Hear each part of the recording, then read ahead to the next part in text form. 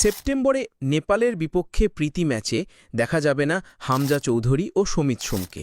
সেপ্টেম্বরে নেপালের বিপক্ষে যেই আন্তর্জাতিক প্রীতি ম্যাচে মাঠে নামার কথা বাংলাদেশ জাতীয় ফুটবল দলের, সেখানে থাকছেন না দুইজন গুরুত্বপূর্ণ প্রবাসী মিডফিল্ডার হামজা চৌধুরী ও সমিত সোম। এই দুই ফুটবলারই নিজেদের ক্লাব ফুটবলের ব্যস্ত সূচির কারণে এবার দেশের জার্সিতে মাঠে নামতে পারছেন না। লেস্টার সিটির হয়ে খেলা ডিফেন্সিভ মিডফিল্ডার হামজা চৌধুরী বাংলাদেশের হয়ে জুন মাসে 2টি ম্যাচ খেলেছেন। সে সময় তাকে ঘিরে দেশ জুড়ে তৈরি হয়েছিল আলোড়ন। অনেকেই ভেবেছিলেন তিনি নিয়মিতই জাতীয় দলে খেলবেন। তার আগমনে বাংলাদেশ দলের মিডফিল্ডে এক নতুন ভরসা তৈরি হয়েছিল।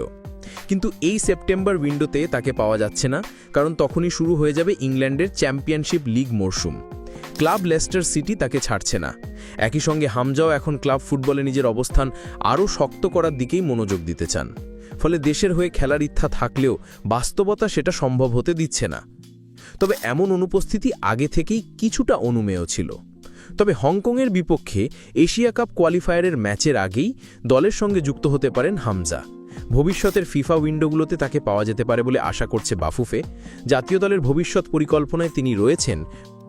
অন্যদিকে যুক্তরাষ্ট্রের ক্লাব নিউ ইয়র্ক রেডবুলস 2তে খেলা তরুণ মিডফিল্ডার সমিত সোমও থাকছেন না এই ম্যাচে। জুন মাসে তিনি বাংলাদেশ দলের হয়ে সিঙ্গাপুরের বিপক্ষে মাঠে নেমেছিলেন এবং বেশ ভালো খেলেছিলেন। কিন্তু এবারও একই সমস্যা, MLS নেক্সট প্রোলিগের মাঝ মরশুম হওয়ায় ক্লাব তাকে ছাড়ছে না, ফলে তিনিও দলের বাইরে। এই দুই মিডফিল্ডারকে না পাওয়া নিঃসন্দেহে বাংলাদেশের জন্য একটি ধাক্কা। বিশেষ করে এরা দুজনেই দলের মাঝমাঠে নতুন জোশ এনেছিলেন। তবে তাদের অনুপস্থিতি আবার দেশীয় খেলোয়াড়দের জন্য দারুণ একটা সুযোগ তৈরি করছে। যারা আগে স্কোয়াডে ছিলেন কিংবা ভালো পারফর্ম করেছেন, তাদের দিয়েই এবার মূল দল গঠিত হবে। নেপালের বিপক্ষে ম্যাচটি যদিও কাগজে কলমে একটি প্রীতি ম্যাচ, কিন্তু এটি খুব গুরুত্বপূর্ণ একটি প্রস্তুতি পর্ব বটে। কারণ সামনে রয়েছে এশিয়া কাপ কোয়ালিফায়ারে হংকংয়ের বিপক্ষে ম্যাচ। তাই নেপালের পারফরমেন্স জাতীয় দলের ভবিষ্যৎ নির্বাচনে বড় ভূমিকা রাখতে পারে। অন্যদিকে ফাহমিদুল ইসলামকে রাখা হয়েছে অনূর্ধ্ব 23 দলের জন্য। তাকে জাতীয় দলে না নেওয়া হলেও যুব দলে তাকে গুরুত্বপূর্ণ সদস্য হিসেবে বিবেচনা করা হচ্ছে।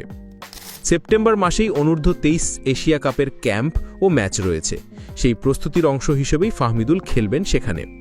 সব মিলিয়ে হামজা ও সমিতের না থাকা যেমন একদিক দিয়ে দুর্ভাগ্যজনক, অন্যদিকে এটি ঘরোয়া খেলোয়াড়দের জন্য নিজেদের প্রমাণ করার বড় সুযোগ।